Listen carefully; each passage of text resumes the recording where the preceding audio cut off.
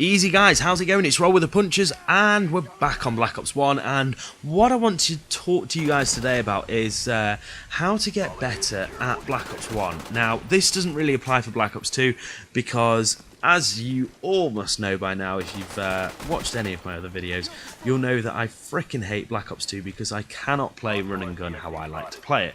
So this is how I would recommend to do it on Black Ops 1. Now I basically I play run and gun, as I think you all must know by now.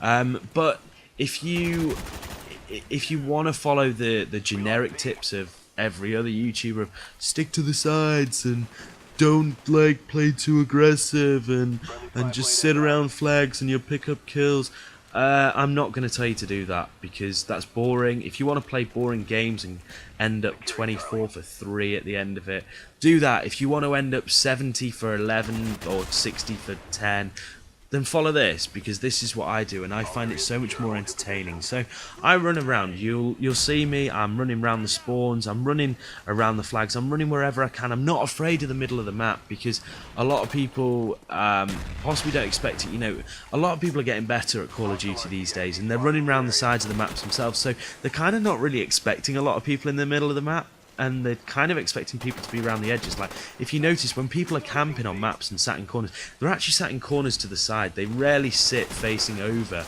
The B flag, for example, they will sit in an area which helps them to pick those off who are trying to flank round or do whatever. So, I mean, I will flank a little bit, but I like to focus more on just picking up them kills and taking people down. You know, I will rush in the spawn. I will sometimes flip a spawn if I feel that I'm a bit threatened. I'll run into a spawn and I'll pick up as many kills as I possibly can, and then have the spawn flip so that I can just give myself a bit of a breather and swap guns, because I don't use scavenger, so I'm not picking up ammo. So I've got 120 bullets, and that 120 bullets has got to last me until I find a gun which I want to pick up and use. Now you probably see me a lot picking up loads of different guns and using them because I'm not afraid of any gun. I'll use any gun. I'll even use a freaking pistol if I have to.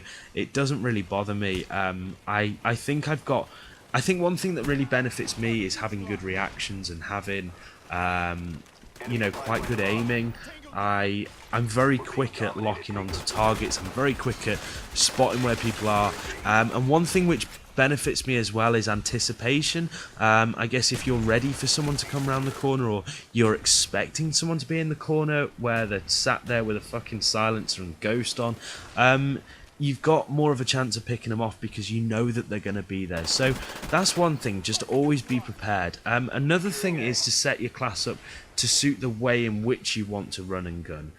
If you want to flank round the edges and take a little bit more of a reserved approach, not staying in the same areas but constantly running around the map but in a more reserved way, then set it up with an assault rifle. I mean, there are certain maps which I will use an assault rifle because I'll flank around the edges and I'll actually be looking to pick up mid-range kills, because I mean, obviously with an AK-74U I'll pick up a lot of short range kills because it's kind of the way which it gets done. But there are a lot of maps which you can't do that, so identify the maps which you can do it and identify the maps which you can't do it.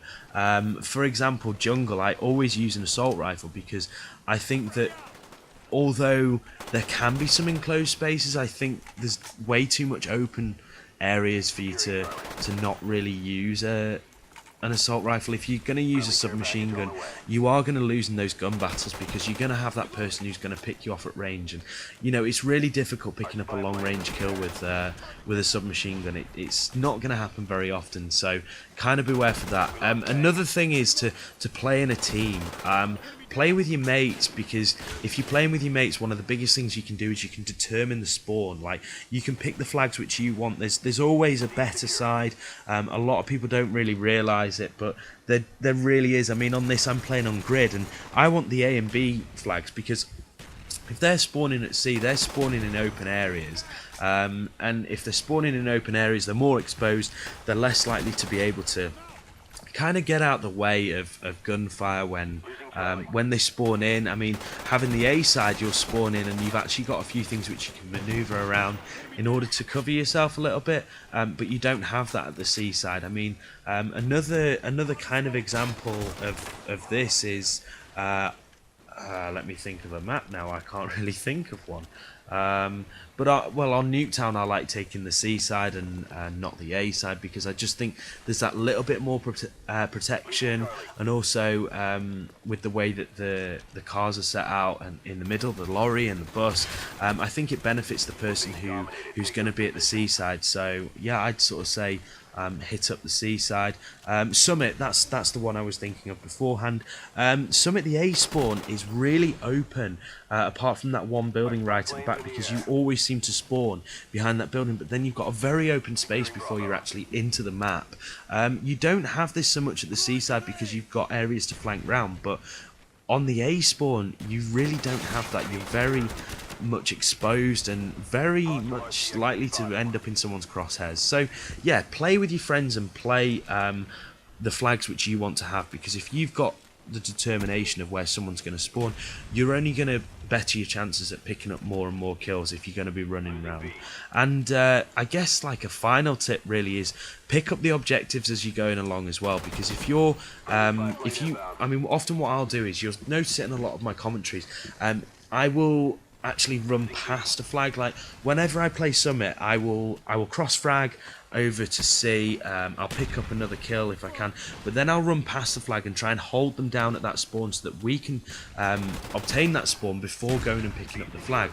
But do make sure that you're picking up the objectives, because if you're not picking up the flags, then you're not going to be able to determine the spawn. I mean, for example, firing range, a lot of people they tend to just stick to whatever side they're at, but I would say, you know, run around, make sure you're picking up the objectives which you want, and get your friends in on it as well. You know, if you've got 5 or 6 men all on one flag, you cap that flag so damn quickly, but when there's only one of you on it, it takes a lot longer. So try and get your friends to, and my final tip which I'm going to offer to you is using the smoke grenades.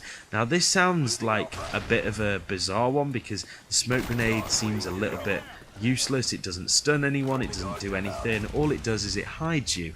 But a lot of people use the stun grenades only to cover the flags.